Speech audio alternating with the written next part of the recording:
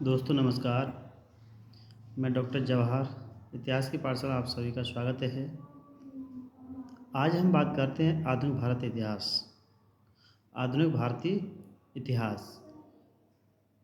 आधुनिक भारतीय इतिहास की शुरुआत होती है मुग़ल एम्पायर के पतन के बाद। जब मुग़ल साम्राज्य का विघटन होता है, पतन होता है, डिक्लाइन होता है, वहीं से आधुनिक भारत या मॉडर्न इंडिया की शुरुआत होती है। इतिहास को हम समझने के लिए, जानने के लिए 3 भागों में डिवाइड करते हैं: प्राचीन काल, मध्यकाल, आधुनिक काल। प्राचीन काल का जो समय है, प्राचीन काल से लेकर के 1200 ईस्वी तक। मध्यकाल का जो समय है 1200 से 1707 ईस्वी तक। और फिर आधुनिक काल की शुरुआत होती है 1707 से लेकर के 1950 तक। इस तरीके से इतिहास को हम 3 भागों में बांटते हैं। तो आधुनिक भारत के इतिहास की बात करते हैं तो उसमें मुग़ल साम्राज्य का पतन होता है। जो स्वतंत्र शासक होते हैं वो अपने अपने राज्यों को स्वतंत्र कर देते हैं और वहीं से ही नए युग की शुरुआत होती है। 3 मार्च 1707 को अहमदनगर औरंगजेब की मृत्यु के बाद भारतीय इतिहास में एक नवीन युग का पदार्पण हुआ, जिसे हम उत्तरोत्तर मुग़ल काल के नाम से जानते हैं। क्योंकि इसमें मुग़ल साम्राज्य का वो युग जिसमें शाही दरबार की तड़क भड़क, अमीर उमराओं की साज सज्जा और ऐशों व्यापारियों की धन संपत्ति विकसित, हस्तकला और ताजमहल जैसी भव्य इमारतों के कारण भारत ने विश्व को चकाचौंध कर दिया था।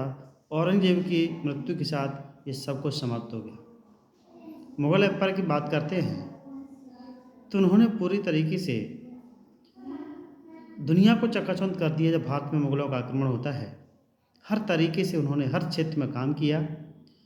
लेकिन जैसे ही औरंगजेब की मृत्यु होती है, डेथ होती है, वहाँ से ही भारत की दिशा और दशा तय होती है।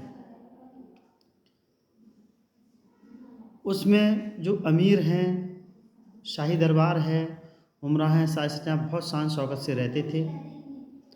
मुग़ल साम्राज्य पतन भारतीय इतिहास की एक महत्वपूर्ण घटना माना जाता है। यह घटना मध्यकालीन भारत का अंत कर आधुनिक भारत की नींव डालती है। यानी औरंगजेब की जो मृत्यु है इतिहास को 2 भागों में डिवाइड करती है। एक भाग है मध्यकाल का समापन और दूसरा है आधुनिक काल का उदय। बहुत सारे इतिहासकार अपने अपने विचार देते हैं। इतिहासकार मुग़ल साम्राज्य के पतन के कारणों को लेकर बहुत विवाद है। पतन के कारणों के बारे में इतिहासकार 2 भागों में, 2 गुटों में बंट जाते हैं। जिसमें एक गुट है यदुनाथ सरकार, एस.आर. शर्मा, लिवरपूल जैसे महान इतिहासकार जो हैं, वो कहते हैं औरंगजेब अपनी नीतियों, अब उसकी नीतियाँ कौन कौन सी हैं? धार्मिक नीति है, राजपूत नीति है, दक्कन की नीति है, आदि काल से मुग़ल साम्राज्य के पतन के लिए जिम्मेदार मानते हैं। इसके बाद दूसरा जो गुट है सतीश चंद्र, इरफान हबीब, अतहर अली, सीरिन मूसवी आदि। ये क्या कहते हैं?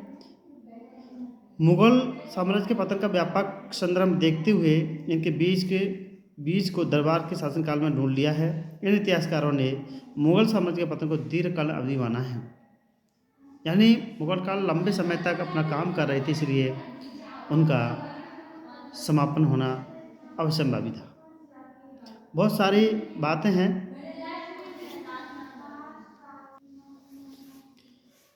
तो इसमें औरंगजेब जी ने अपने दक्कन के सैन्य अभियानों पर व्यापक मात्रा में धन और जन को नष्ट किया। साथ ही दक्कनी सैन्य अभियानों में व्यस्तता के कारण वह उत्तर भारत की ओर ध्यान नहीं दे सका, जो कालांतर में मुग़ल साम्राज्य के पतन का कारण बना। इस गुट का कहना है कि जो दक्षिण में लगा रहा, उत्तर भारत की ओर बिल्कुल ध्यान नहीं दिया, इसलिए मुग़ल साम्राज्य का पतन स्टार्ट हो गया। औरंगजेब अपनी राजपूत नीति से, राजपूतों की निष्ठा से वंचित हो गया। उसे उन राजपूत रणकुमारों की सेवा नहीं मिल सकी जिन्होंने मुग़ल साम्राज्य के वैभव की कभी उत्कर्ष तक पहुँचाया। यानी बहुत सारे राजपूत राजा ऐसे थे जिन्होंने मुग़लों का खुलकर समर्थन किया। वो समर्थन पूरी तरीके से औरंगज़ेब को नहीं मिल सका, इसलिए वो नाकामयाब रहा। मुग़ल दरबार में उमरावर का बढ़ता हुआ प्रभाव और उसकी शासक निर्मता की छवि की मुग़ल साम्राज्य के पतन के लिए जिम्मेदार है। यानी उसमें एक उमरा वर्ग था, अमीर वर्ग था, वो पूरी तरीके से स्वतंत्र हो गया और उसने उनकी ओर ध्यान नहीं दिया, इसलिए उनका प्रभाव बढ़ने के कारण शासक की छवि मुग़ल साम्राज्य के पतन के लिए जिम्मेदार मानी जाती है। और इसके बाद औरंगज़ेब की धार्मिक असहिष्णुता की नीति ने अकबर जहांगीर शाहजहाँ के समय की धर्मनिरपेक्ष छवि को समाप्त कर दिया। औरंगज़ेब ने पुनः जजिया कर लगा दिया, मंदिरों को तोड़ने का आदेश देकर अकबर की धार्मिक सहिष्णुता की नीति को गलत दिशा में डाइवर्ट कर दिया। परिणाम ये हुआ कि मुग़ल साम्राज्य के पतन को देखने को मिला। मुग़ल साम्राज्य के पतन के लिए कुछ हद तक नादिर शाह, अहमद शाह के आक्रमण, यूरोपीय कंपनियों के आगमन को भी जिम्मेदार ठहराया जा सकता है। इसी के साथ साथ में औरंगज़ेब की मृत्यु पश्चात आने वाले 52 वर्षों में 52 वर्षों में 8 सम्राटों ने दिल्ली के सिंहासन पर अधिकार किया और औरंगज़ेब की मृत्यु के बाद उसके पुत्रों मुअज्जम, मोहम्मद आजम, मोहम्मद कामबख्श उत्तराधिकार के लिए युद्ध लड़ने लगे। औरंगज़ेब की नीतियों का प्रबल सर्वाधिक विरोधी उसका पुत्र शहजादा अकबर पहले ही मारा जा चुका था। औरंगज़ेब की मृत्यु के समय मुग़ल साम्राज्य के कुल 21 प्रांत थे, जिसमें मुअज्जम काबुल का गवर्नर था, आजम गुजरात का था, कामबख्श बीजापुर का सूबेदार था और जाजौ के निकट जाकर के उसने 1707 में लड़े गए युद्ध में मुअज्जम की सेनाओं ने आजम को परास्त कर मुग़ल सिंहासन पर अधिकार करने का प्रयास किया और मार्ग प्रशस्त किया। 1707 में मोहम्मद बहादुर शाह प्रथम की उपाधि के साथ दिल्ली के तख्त पर बैठा। ये सारे जो कारण हैं सभी मुग़ल साम्राज्य के पतन के कारण हैं। उनमें खासकर सामाजिक नीति है उसकी, राजपूत नीति है, धार्मिक नीति है और स्वयं का जो बिहेवियर अच्छा नहीं था, क्रूर बिहेवियर था, वो ही उसको मुग़ल साम्राज्य के पतन के लिए जिम्मेदार ठहराते हैं। दोस्तों, अगर वीडियो अच्छा लगता है शेयर कीजिए, कमेंट कीजिए, लाइक कीजिए और अंत में ये कहता हूँ, पढ़ते रहिए, बढ़ते रहिए, स्वस्थ रहिए, मस्त रहिए। धन्यवाद।